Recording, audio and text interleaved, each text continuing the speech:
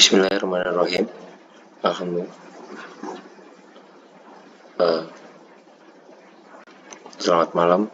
Saya Tri Arianto Putra dari mata kuliah Arsitektur 4. Ingin membawakan presentasi redesign bangunan kantor kelurahan oleh dosen pengampu Pak Dedi Hendarto Subagio. Objek perancangan, salah satu fasilitas umum pemerintahan kantor kelurahan, memiliki peranan yang cukup signifikan dalam mewadai aktivitas sosial masyarakat.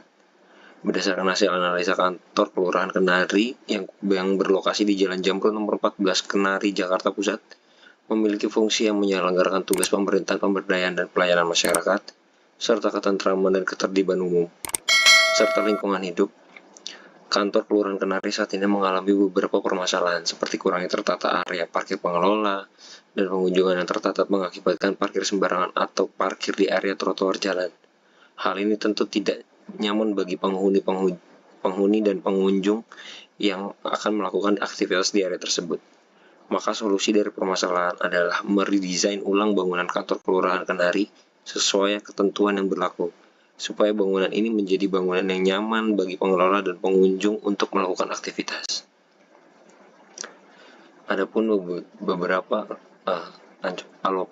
alur pikir dari perancangan tersebut, yaitu analisa fisik, kemudian dianalisa non-fisik, dan menuju ke desain. Di analisa fisik itu ada faktor dari lingkungan, kontur, utilitas, vegetasi, sirkulasi, pintu masuk, view kebisingan manusia dan budaya, angin, curah hujan, dan lintasan matahari. Dan kemudian di analisa non-fisik itu adalah peraturan daerah setempat seperti KDB, KLB, KDH sampai di GSB. Dan terakhir kita merujuk kepada desain. Baik, ini adalah analisa lingkungan makro dan mikro. Di sebelah kiri adalah peta DKI Jakarta, dan kemudian ini ada peta Kecamatan Senen, dan kemudian ini adalah peta Kelurahan Kenari.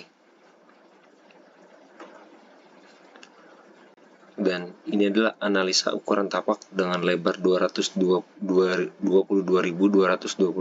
dan panjang 22.405 dan lebar jalan 4.000. Maka luas area dari bangunan kantor kelurahan ini adalah 497,988 meter persegi. Ketentuan peraturan daerah, tapak terpilih berada di Jalan Jamrut Kenari, Kecamatan Senen, Jakarta Pusat. Adapun RT RW dari daerah tersebut Jakarta Pusat menurut Perda DKI nomor 1 tahun 2014 diantara lain. Nomor 1 adalah KDB, koefisien dasar bangunan, 60% dari luas bangunan tersebut. Maka yang didapatkan hasil ada 298,792 meter persegi. Dan kemudian di KLB, koefisien lantai bangunan ada 1,2%. 1,2% dikali luas area tersebut sama dengan 5 atau 6 lantai. Kemudian di KDH ada koefisien dasar bangunan, koefisien dasar hijau itu di 30%, 30% dikali luas area tersebut adalah 149,396 meter persegi. Kemudian adalah GSB, adalah garis padan bangunan 2 meter dengan asumsi garis padan jalan 4 meter. Berikut adalah analisa kontur dan kondisi tapak existing. Pada analisa kontur pada saat existing relatif tidak terlalu curam atau ekstrim pada level tanah tertentu. Untuk memberi tanggapan terhadap tapak, ada beberapa area yang akan dilakukan fill atau pengurungan tanah kembali. Berikut adalah analisa utilitas, kondisi tapak existing, jalur utilitas atau air kotor, jalur utilitas atau listrik. Jalur air kotor pada tapak existing terdapat di depan site. Jalur air bersih pada tapak menggunakan saluran PDAM. Jaluran listrik pada site terdapat tiang listrik dari PLN. Tanggapan terhadap tapak di gambar tersebut adalah jalur air kotor diarahkan ke saluran air yang sudah ada pada tapak. Jalur air bersih yang berasal dari PDAM ditampung di dalam toren kemudian dialirkan ke dalam bangunan. Kemudian Yang ketiga adalah listrik yang berasal dari tiang PLN yang dibuat panel listrik untuk menyesuaikan dengan kebutuhan pada bangunan. Yang adalah vegetasi. Kondisi pada tapak existing adalah pada tapak terdapat beberapa vegetasi yang sudah ada namun belum cukup untuk memaksimalkan fungsi dari vegetasi terhadap bangunan. Tanggapan terhadap tapak adalah dilakukannya penanaman vegetasi baru seperti pepohonan vegetasi dapat mempengaruhi iklim mikro pada suatu kawasan. Pohon yang besar dapat mereduksi radiasi matahari dan menciptakan kenyamanan pada siang hari yang terik. Vegetasi juga digunakan untuk menahan angin yang berlebihan. Lanjut ke analisa sirkulasi. Kondisi tapak existing bisa kita lihat, dan adapun saya memberi tanggapan terhadap tapak speed bump untuk diberikannya speed bump untuk jalur kendaraan supaya mengurangi kecepatan kendaraan saat akan memasuki area site, menambahkan jalur pedestrian yang akan memasuki area site. Kemudian adalah analisa pintu masuk. Maka kita lihat site yang berlokasi di area satu jalan, ada site, ada point A, B, dan C. Dan saya pun memberikan tanggapan terhadap tapak dengan pencapaian keamanan kemudahan di poin A itu 90, poin B itu 70, dan C itu 80. Untuk keamanannya di poin A itu 80, dan B 80, dan C 70. Kemudahan itu di poin A 80, poin B 60, dan poin C itu di 70. Kesimpulan terbesar terdapat di titik A. Nilai titik A itu adalah 250, di B itu 210, dan C 220. Maka bisa dibuatkan satu pintu masuk dan satu pintu keluar supaya terdapat aksesibilitas yang efektif. Analisa view dari tapak. View dari tapak yang baik terdapat di area timur dan selatan site yang langsung menuju ke luar site, sedangkan area barat berbatasan dengan bangunan lain. Tanggapan terhadap tapak apa memaksimalkan bukaan yang berasal dari arah timur dan selatan. Kondisi tapak existing adalah view ke dalam tapak hanya dapat terdapat di area timur dan selatan site, sedangkan area barat terdapat dengan bangunan lain. Maka tanggapan terhadap tapak memaksimalkan bentuk kulit bangunan atau fasad yang terdapat di area utara, timur, dan selatan site. Ini adalah analisa kebisingan. Kondisi tapak terhadap existing adalah pada terdapat sumber kebisingan rendah pada kebisingan tinggi. Tanggapan terhadap tapak adalah dilakukan penanaman pohon atau vegetasi untuk meredam kebisingan. Ini adalah analisa manusia dan budaya. Kondisi tapak existing site terdapat di wilayah Jakarta Pusat. Jakarta Pusat sendiri memiliki budaya, yaitu budaya Betawi. Tanggapan terhadap tapak dan melakukan sosialisasi kepada masyarakat setempat. Untuk konsep perancangan arsitektur bisa dengan pendekatan arsitektur budaya, namun dengan mendapatkan analisa yang sudah dibuat bisa melakukan pendekatan arsitektur selain arsitektur budaya. Begitu adalah analisa angin. Kondisi tapak existing. Pada tapak angin yang berhembus kuat berasal dari daerah yang menuju ke timur, barat menuju ke timur.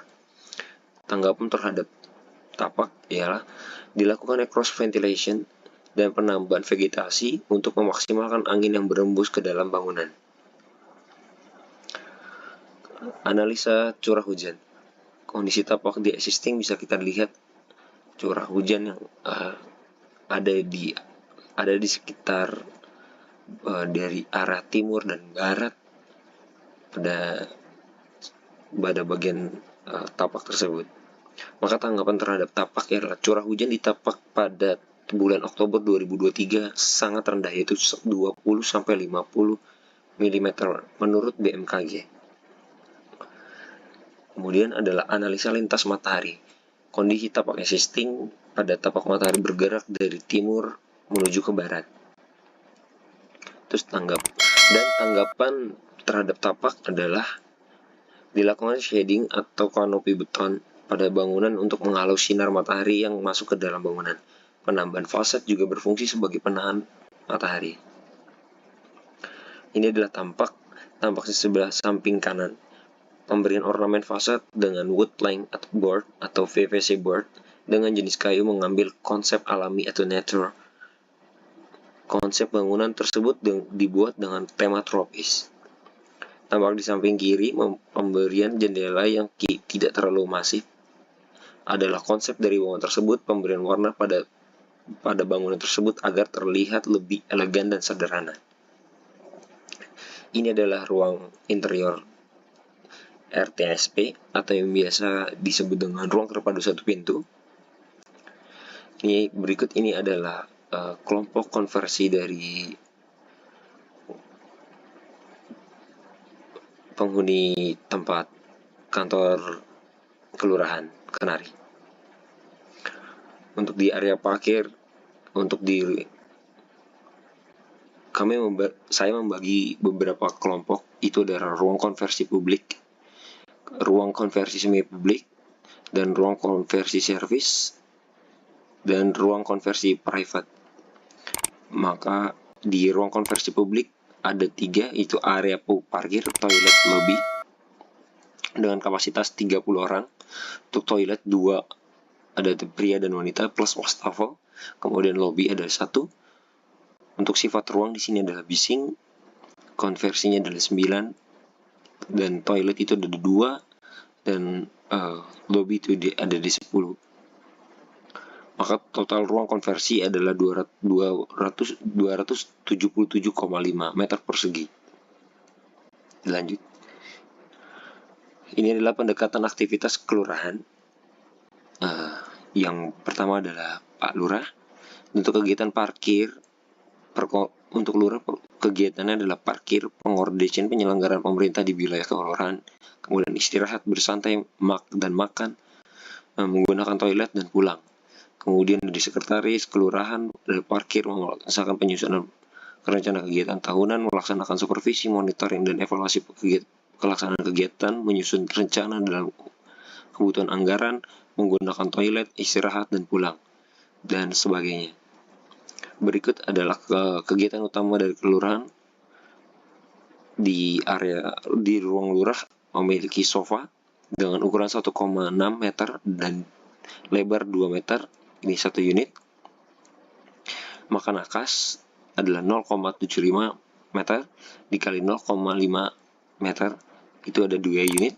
Kemudian ada lemari 0,6 dikali 1,5 meter, 1 unit. Meja TV 0,9 meter dikali 0,75 meter, 1 unit. Kursi 0,5 kali 0,8 meter, 1 unit.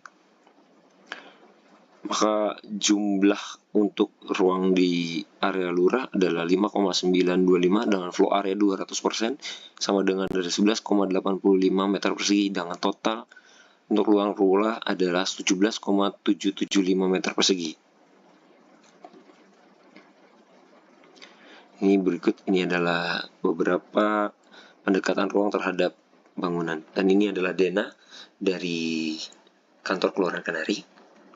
Di lantai 1, di lantai 2, di lantai tipikal atau 3, 4, dan 5. Ini adalah interior dari kantor kelurahan Kenari, lantai 1 dan 2. Kemudian lantai tipikal bisa disebut adalah 3, 4, dan 5. Ini adalah beberapa potongan B, D, dan C. Baik, terima kasih atas presentasi saya. Berikut adalah animasi dari bangunan kantor